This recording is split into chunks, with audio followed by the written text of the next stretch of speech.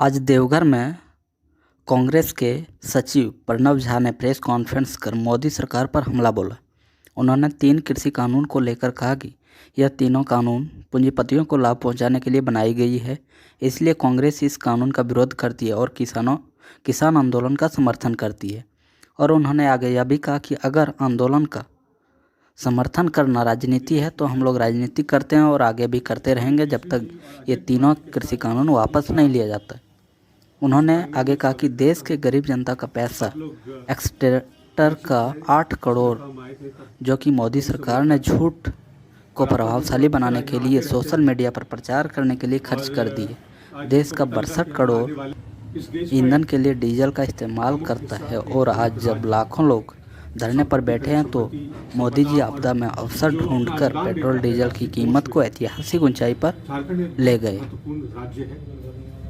और मैं झारखंड का प्रतिनिधित्व करता हूँ एआईसीसी में, और देश की राजनीति पर हावी है वो है खेती का मुद्दा, कृषि कानूनों का मुद्दा। मैं उसकी संक्षिप्त में चाहता था संक्षेप में कि देखिए, मोदी सरकार, मोदी जी को खासकर आप कई बार देखते होंगे क्रंदन करते हुए, रुंदन करते हुए, और वो खास करके जो है वो ये दिखाना चाहते हैं कि वो कितने निचले तबके से आते हैं, वो कितने ऐसे वर्ग से आते हैं जहां से कि उनके प्रधानमंत्री के पद तक के आना जो है एक बड़ी यात्रा है। और खास करके ऐसे वर्ग, वो ऐसे वंचित वर्ग से अपने आप को बताते हैं कि ये जताने के लिए कि उनको गरीबों का दर्द जो है वो इतना ज्यादा सालता है कि वो 24 में से 20 घंटे तो काम ही करते हैं और वो सिर्फ गरीबों के लिए ही काम करते हैं। तो उस संवेदनशील प्रधानमंत्री से मैं जनता से पूछना चाहता हूं और अपने साथी मित्रों के हवाले से को साथ रखकर, साक्षी रखकर पूछना चाहता हूं आपसे कि हे मोदी जी, हे प्रधानमंत्री जी, जो पेट्रोल, जो डीजल आज 33 रुपए लीटर मिल रहा है, वो आज पेट्रोल 100 के पार क्यों पहुंच गया है? डीजल जिसका उपयोग कृषक खेती बाड़ी के लिए करता है, पंपिंग सेट के लिए करता है, ट्रैक्टर के लिए करता है, उसका दाम क्यों बढ़ाया जा रहा है? क्या मजबूरी है? किसका दबाव है? उत्तर आपको मिलेगा कि हमारे दो के लोग जो हैं, क्या वो भी पेट्रोलियम के धंधे में हैं लिप्त? क्या उनको फायदा पहुंच रहा है? तो जब भी सरकार को आप काम करते रहे देखें, इसका निष्कर्ष मैं आपको बताता हूं कि जब भी सरकार को कोई काम करते देखें तो आप इसका पहला प्रश्न ये पूछें कि इसका जो सीधा लाभान्वित है वो कौन है, इसका प्रत्यक्ष लाभान्वित कौन हो रहा है और इसका परोक्ष लाभान्वित कौन हो रहा है। हर नीति का जो है पर्दाफाश होगा। हर नीति के पीछे आपको दिखेगा कि इनके मित्र, हमारे दो, इनके चुनिंदा पूंजीपति धन्ना सेठ, ये उनका फायदा कराने का प्रयास है और धीरे धीरे जो है देश वो गिर भी हो जाएगा। 82 करोड़ लोग जब आश्रित होंगे पूंजीपतियों के ऊपर, जब उनका रख रखाव, खरीद, सिंचाई, खेती, बीज, वो सब जब प्राइवेट हाथों में चला जाएगा, निजी हाथों में चला जाएगा, तो हम सब आश्रित होंगे। हमारी मजबूरी होगी कि हमसे साहूकार, वो भी दबाव में होगा पूंजीपतियों के कि जब 40 रुपए किलो सरकार दाल बेची है, इसी देश में खरीदी है, इसी देश में 40 रुपए किलो अरहर का दाल खरीदा गया और 200 रुपए आपके घर में, हमारे घर में, आप सबों के घर में खरीदा हमने।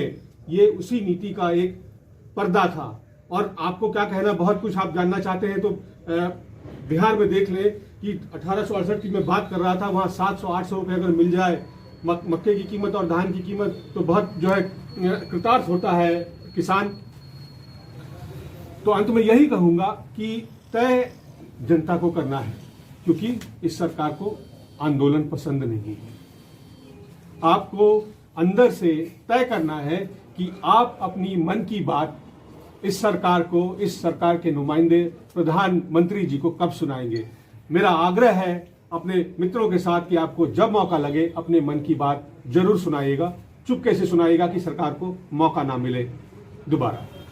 धन्यवाद। विपक्ष जो राजनीति कर रहा है, तो प्रश्न है सरकार से कि सरकार ही राजनीति करेगी?